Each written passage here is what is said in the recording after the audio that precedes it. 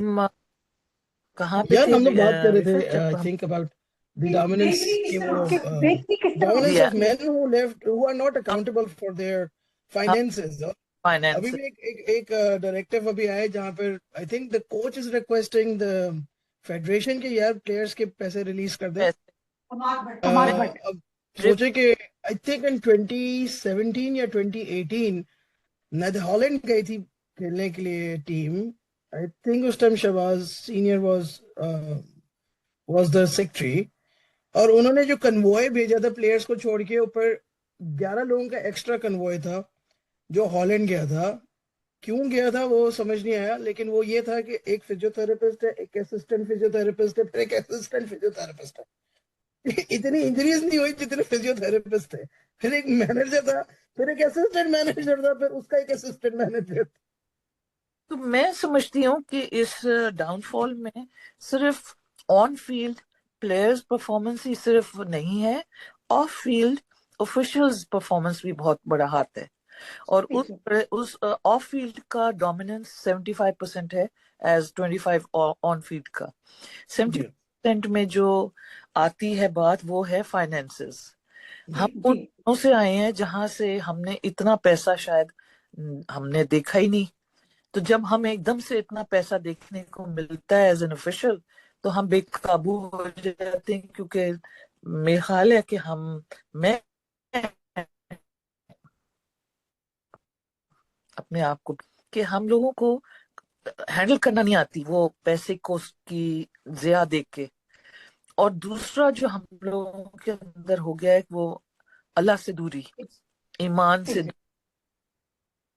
खौफ खुदा नहीं रहा, कोई अजाब का डर नहीं कि ये हम जो ज्यादतियां, ये हम जो गलतियां, ये जो हम गबन कर रहे हैं, ये जो हम लोगों से बददुआएं ले रहे हैं, ये जो हम अ, ईमानदारी से दूर होते जा रहे हैं, इसका क्या है कोई इफेक्ट इस दुनिया में? तो चलो, मैंने बीनिश को पैसे खिला दिए, चुप रहना, मैंने रिफत को पैसे खिला दिए और कहा कि तुम्हें मैं सैर के लिए हॉलैंड ले जाऊंगी और तुम चुप रहना।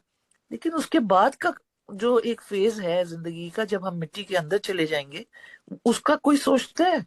नहीं। उसका अगर तो सोचो नहीं, तो उसका आज तो हमारा सोचते अपनी तो। खुदा हाफिज है। अच्छा बीना, मुझे एक बात बताइए जी कि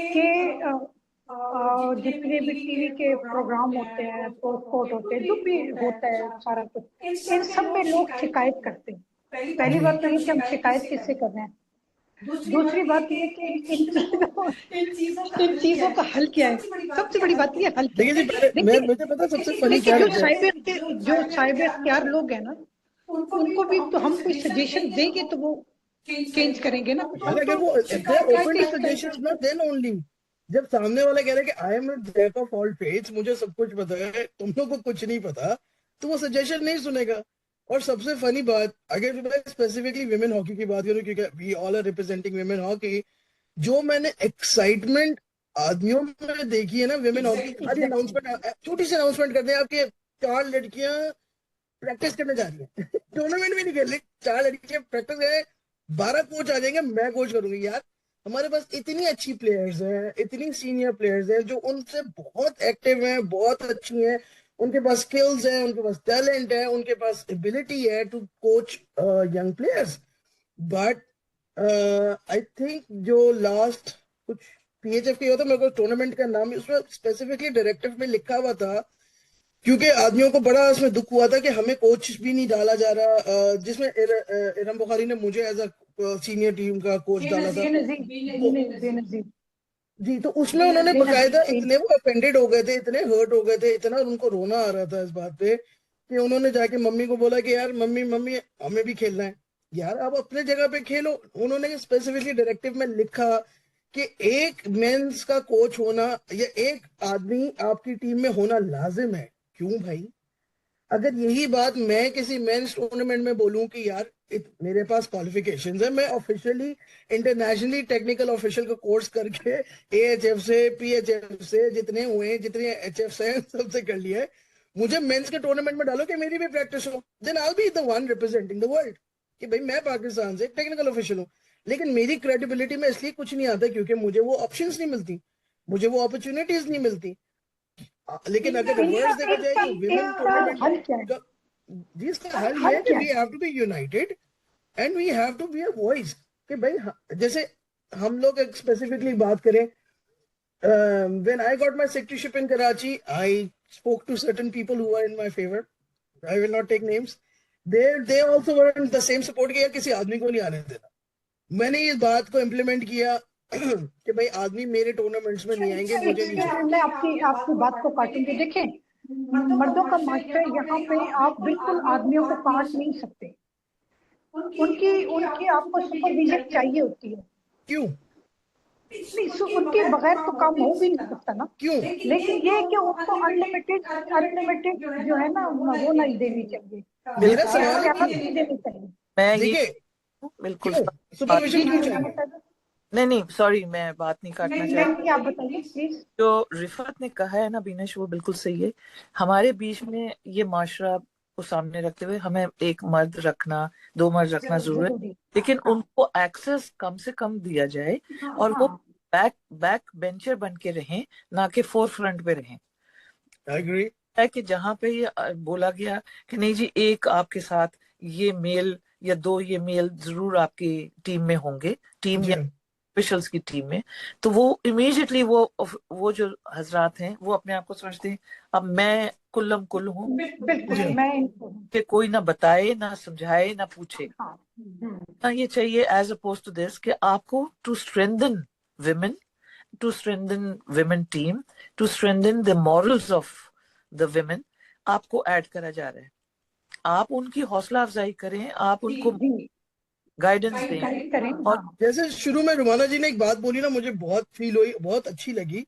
उन्होंने कहा उनके जमाने के जो कोचेस थे वो विमेन फिजिकल की जो लड़कियां थी उनको आगे करते थे, उनको ट्रेन करते थे कि आप बहुत रिप्रेजेंट अच्छे करें। थे हमारे जो जी। कोच थे, तो बहुत अच्छे थे। उन्होंने और हमें यहाँ पर इतने बड़े बड़े नामों पॉलिश के किया साथ था। लोग आते हैं, अपने नाम के आगे ओलंपियन लगाते हैं, और जब उनके नाम के आगे वो एक ओलंपियन वर्ड लग जाता है, उनको लगता है कि जी अब हम I am the god here and I am gonna do everything, और तुम सब मेरे नीचे। उनके अंदर वो I don't know, maybe that's their inferiority complex और they have a lot of. दिमाग में एक तो आपका ये सवाल उसमें ये है कि उन बच्चियों के पीछे कौन था या कौन थी जिसने या पूछने वाला कौन है? या आने वाला कौन है, ये कोई सब जिन्होंने उनको कि उनकी क्या अकाउंटेबिलिटी या उनको क्या रेप्रिमांड किया गया, कोई वो अकाउंटेबिलिटी नहीं है। ठीक है। दूसरा मैं ये बोलना चाह रही थी, जो बातें करते हुए मेरे जहन में आता है, मैं सॉरी बातें जब आप कर रहे होते तो जी आई मैम। 70s 80s काफी की चीजें आती हॉकी, चाहे मेल फीमेल है, मतलब हॉकी रूल्स बोल रहे हो, मेल फीमेल छोड़ दें, और प्लेइंग टैक्टिक्स, और अब गेम है हिट एंड रन, जी हैं। गेम है नो फाउल्स, आपने ऑब्स्ट्रक्शन भी कर लिया आपने। पहले होता था एकदम सीटी बजी सब चले गए, मैं कहा क्या हुआ, अभी तो पूरे 70 मिनट्स हुए नहीं या 35 मिनट्स हुए नहीं। तो वो जो क्वार्टरली क्वार्टर्स। हो गया, ठीक है। उसके रीजंस हैं कि आप एस्ट्रोटर्फ पे, एस्ट्रोटर्फ बड़ा सख्त ग्राउंड है, उसके ऊपर एग्जैक्टली। आपकी अगर जो उस जमाने में हमें सिखाया गया था, और आप देखें उस वक्त आपके जो प्रेसिडेंट्स थे, वाइस प्रेसिडेंट्स थे फेडरेशन के, वो भी एक जनरल कन्वर्सेशंस में आपको इंफॉर्मेशन देते थे। जैसे जी आतिफ शाम को हमारी प्रैक्टिस में आ गए, मिसेस आतिफ खड़ी हुई हैं, वो बोलते थे कि जिसकी 1 घंटे की स्टेमिना है, एस्ट्रोटर्फ पे वो आधा रह जाता है। वो हाँ, आपको ऐसे ही है। आपको बता रहे होते थे, मेरे जैसी जो नाइफ और दूसरे और बच्चियां। तो हम लोग अच्छा तो फिर कैसे होगा, वो कहते थे एक्स्ट्रा स्टैमिना के लिए आप लोग वर्क करें। हम्म। कोने में एक हॉकी स्टेडियम में एक एथलेटिक फिटनेस वो था, बिल्कुल बिल्कुल। वहाँ पे एक वो सेंटर बना हुआ था, तालिब सर तालिब का। सर वालिद ने हमें भी वो कोच करा है। हाँ जी जी मुझे भी, जी यानी आप देख कौन जमाने से एक फरीद साहब होते थे, और जी वो मैंने उनको कहते हुए सुना कि यार तालिब, ये बच्चियां यहाँ शाम को जब प्रैक्टिस कर रही होंगी, सुबह को कर रही होंगी, आप अपने बच्चों से जो आती हैं यहाँ पे ट्रेनिंग के लिए, उनसे कहें सारा एपरेटस जो है वो बाहर निकाल के रख दें, ये बच्चियां भी यूज करें।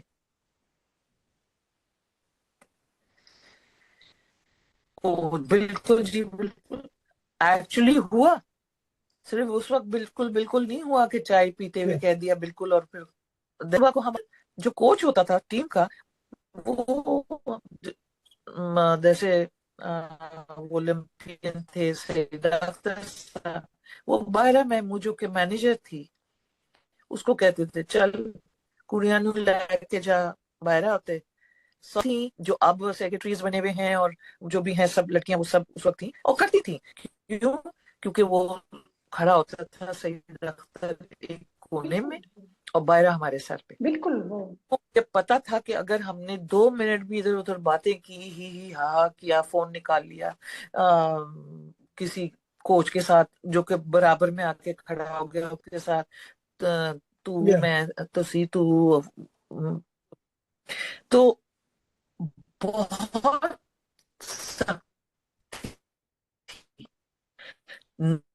सुबह 5 बजे रमजान में सहरी के बाद हम सब बाहर होते थे, ट्रेनिंग होती थी जिसके बीच नहीं गर्मी होती थी सर, और 9 के बाद आपका ब्रेकफास्ट होगा, कोई बीच में डंडी नहीं मार सकता था क्योंकि एक कोने में ऊपर से दफ्तर बैठे हुए हैं, एक तरफ हमारे जो सिलेक्टर्स थे वो बैठे हुए होते थे कोने में, ताकि वो देखते भी रहे कि कौन सी बच्ची कैसी है, कितनी मेहनत करे। ये साइलेंट वो थी, अकाउंट Observation थी उनकी। Observe Yeah. की थी, हमारी अकाउंटेबिलिटी हो रही होती थी। Yeah. हम अच्छा रुमाना जी, मेरे से जो सवाल है ना वो ये है कि हल क्या है?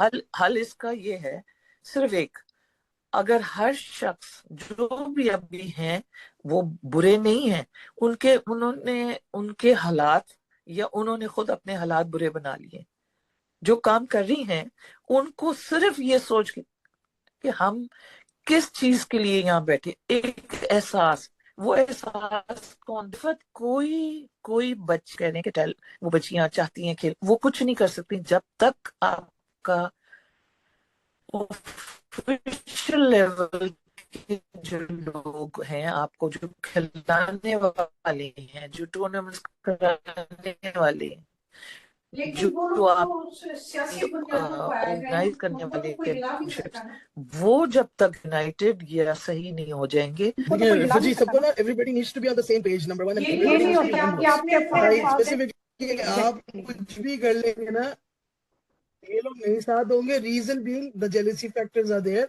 Weather we like it or not, whether we admit the fact or not. और सबको एक कुर्सी चाहिए, एवरीबडी वांट्स टू।